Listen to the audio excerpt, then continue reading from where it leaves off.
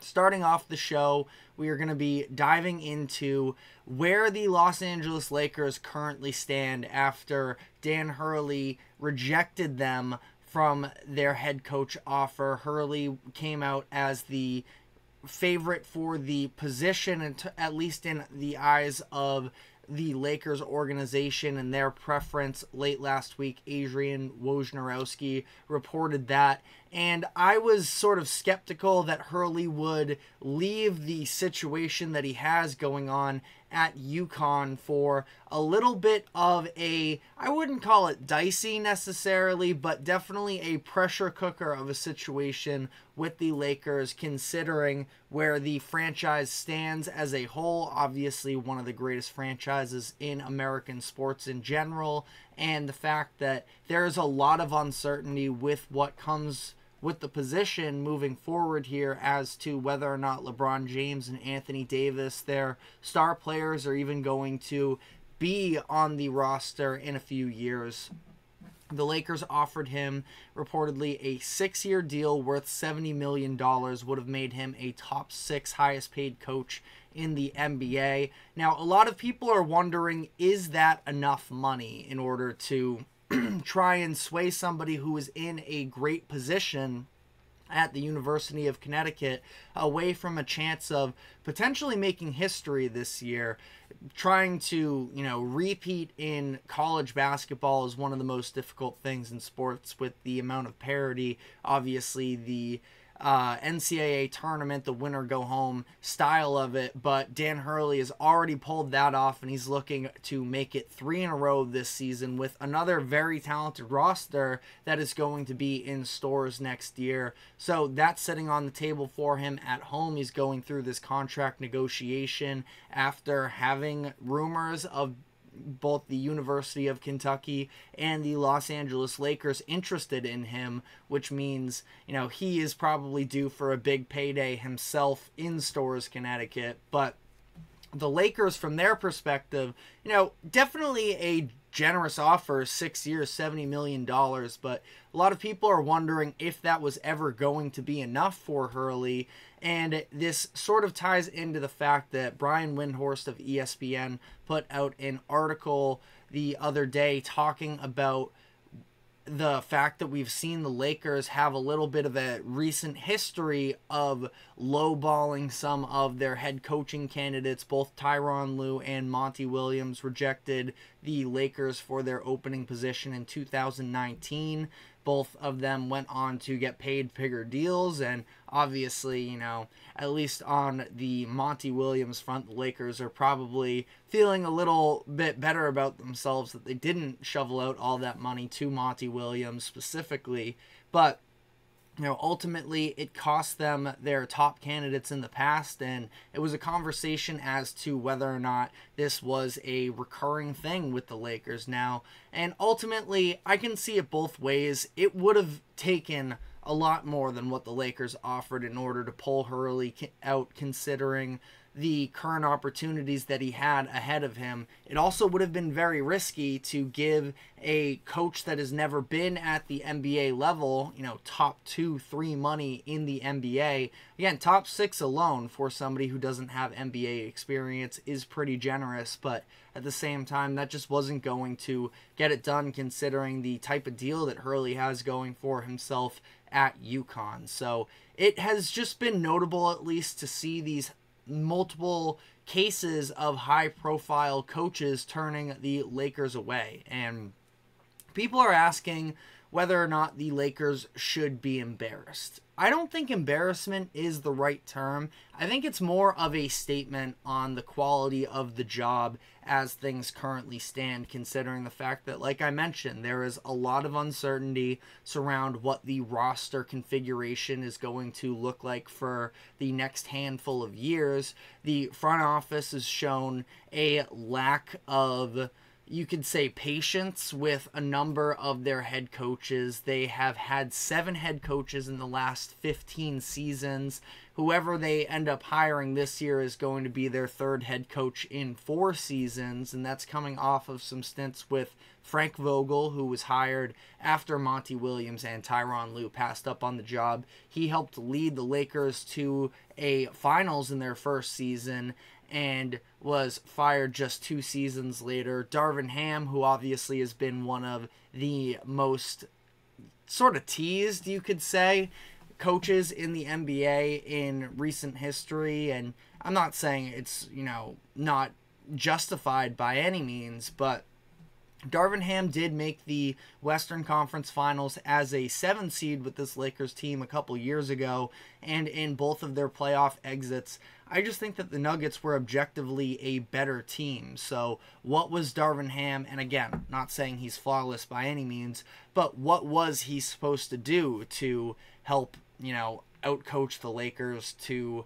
a win over a team that was just much better than them? It's at least something to talk about. So, all of this bakes into the conversation of, well, the Lakers are just in this awkward position right now where there is so much pressure surrounding these coaches, these candidates, and really the risk-reward, obviously the reward is coaching the Los Angeles Lakers, and the merit of that job is why we're having this conversation, but ultimately the current situation and circumstances surrounding the job just aren't all that favorable, where the Cleveland Cavaliers are a job opening on the other end of the NBA, and obviously they still have obstacles to overcome as well, but being in a weaker conference, having, I would say, all in all, more overall talent from their guards, their big men, have some bench pieces, and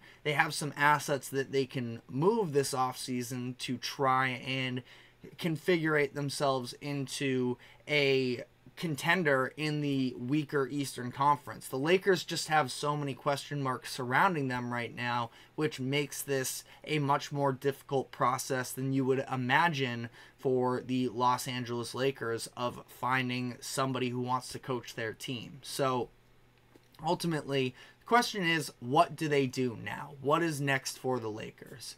So some of the options that remain for them, JJ Redick has been a name that has been heavily attached to the Lakers for weeks now. He and James Borrego seem to be sort of on their own tier as things currently stand in terms of likelihood of them being the Lakers' next head coach. Both names have been in this, have had their names in the, conversation the entire offseason. Redick was named in the Shams Charania report of the Lakers zeroing in on him. This was last week before the news about Dan Hurley came out. He said since then that his top priority at the moment is just focusing on calling the NBA Finals, which he's doing on ESPN. But there is also a little bit of speculation of whether or not there is any merit to the idea of Redick and the Lakers being in much contact. Windhorst said that it has been minimal communication between the two parties throughout this process, and especially after all of the publicity of JJ Redick being the front runner and then being upstaged very shortly after that zeroing in article came out, that there are people who believe that he may not want to be viewed as the second option. All of it, again, especially Redick, who would eventually like to have a role in the NBA as a head coach someday, to never have a coaching gig above the youth level, to then hop into the Los Angeles Lakers pressure cooker as the main guy, that's definitely a big ask. So I can understand hesitation really from both sides on that front. James Borrego, I've said that I think that he is the Lakers' best option up to this point. We'll see how that plays out necessarily. Some other names that have been thrown out there as well. Kenny Atkinson, former head coach of the Brooklyn Nets. He was fired just shortly into the stint of Kevin Durant and Kyrie Irving in Brooklyn, but had some pretty decent years coaching that team when they were a little bit more middling. That was the D'Angelo Russell All-Star year. Him and Karis LeVert and Spencer Dinwiddie, they made for some pretty fun teams there. So again, another option with experience. And you want to talk about experience, there was a name that was thrown out there of Jay Wright over the weekend, was sort of named as a very dark horse stealth candidate, which would be very interesting. Jay Wright has tons of experience on the coaching front. Now, at the college level is where he has made a name for himself. He coached Villanova from 2001 to 2022 when he decided to retire because of the ongoing development of the college basketball landscape, the NIL era, and the difficulties that are there, but almost introduced him a little bit to more of the transactional manner of the NBA, and we know that he is another, like Hurley, an incredible basketball mind, led Villanova to 2 national championships in 2016 and 18, has worked with NBA caliber talent in the past, helped get a lot out of, all of the Villanova guys that are currently on the New York Knicks, from Jalen Brunson, Dante DiVincenzo, and Josh Hart, Mikal Bridges as well. So it is an interesting name that ultimately I don't think he's coming out of retirement, and seems like he is definitely enjoying himself. He's doing some analysis right now for CBS Sports. He was pretty big during March Madness, providing some really good insight. So I do think that he would be a really good candidate. But again, this is a situation where I think the Lakers would have to really swing big with a massive offer in order to pull him out of retirement. And the recent history has shown that the Lakers aren't necessarily willing to spend quite as big on the head coaching front.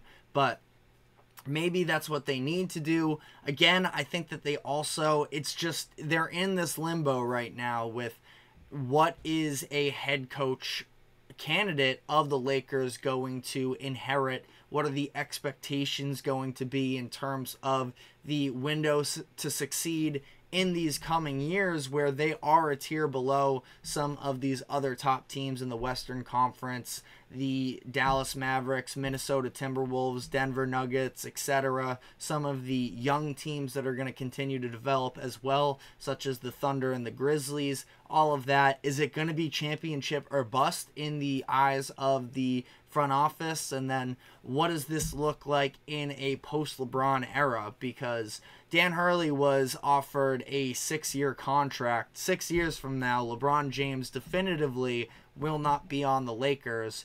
And Anthony Davis, I'm not sure necessarily. Maybe they do decide to build around him. Maybe they decide to go into a rebuild once LeBron is out. So again, a lot of moving pieces moving forward here, and it's going to be interesting to see whether or not this Lakers front office is able to pitch the idea of the job to some of these top candidates. But let me know in the comments section who you hope the Lakers go after in this head coaching search. But we are going to be taking our first break now, and when we come back on the other side, we're going to dive into some of the drama that's broken out over the past couple days surrounding Caitlin Clark being left off of Team USA for the 2024 Olympics in that women's basketball roster. So we're going to be diving into all of that. Stick with us, and we will be right back after this quick break.